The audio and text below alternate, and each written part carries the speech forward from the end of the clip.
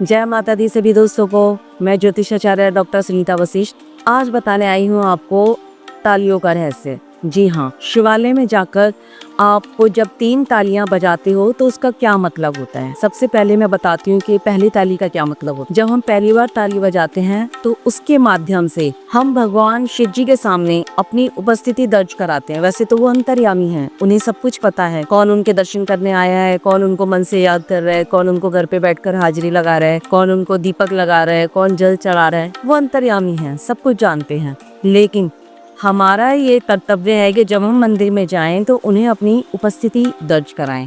ये हमारा कर्तव्य है, इसलिए हम पहली ताली बजाते हैं। बोलो हर हर महादेव। अब बात आती है दूसरी ताली की। जब हम दूसरी बार ताली बजाते हैं, दूसरी बार ताली बजाने के माध्यम से हम उन्हें हमारी जो मनोकामनाएं होती हैं, हमारी जो इच्छाएं होती हैं, हमारी जो भगवान को लेके भगवान के समक्ष हमारी जो सारी भावनाएं रहती हैं, हम वो व्यक्त करते हैं। तो जब हम दूसरी ताली बजाते हैं तो उससे हम उन्हें अपनी मनोकामनाएं पूरी करने के लिए उनसे प्रार्थना करते हैं, रिक्वेस्ट करते हैं। ये मतलब होता है 2 बार ताली बजाने का। अब वो बात आती है कि जब हम तीसरी बार क्लैपिंग करते हैं, ताली बजाते हैं, तो उसका क्या मतलब होता है। तीसरी बार की ताली के माध्यम से हम उन्हें ये बताते हैं कि हम भगवान शिव जी के चरणों में तन मन धन से हम समर्पित हैं और जाने अनजाने हमसे कोई भूल चूक हुई है, कोई गलती हुई है तो प्रभु जी आप उन्हें क्षमा करें, हमें आशीर्वाद दें। तो हम भगवान जी के चरणों में अपने आप को समर्पित करते हैं। तीसरी ताली के माध्यम से हम भगवान शिव जी के चरणों में अपने आप को समर्पित करते हैं कि हमारे जाने अनजाने जो हमसे भूल चूक हुई है, जो गलती हुई है, वो हमें क्षमा करें, हम तो नादान बालक हैं। ताली बजाने का उद्देश्य यही होता है। ये जो हमारे भाव होते हैं, ये भगवान से जोड़ने में हमें मदद करते हैं, हमारी आस्था को बहुत गहरा करते हैं। क्योंकि आस्था का विषय जो है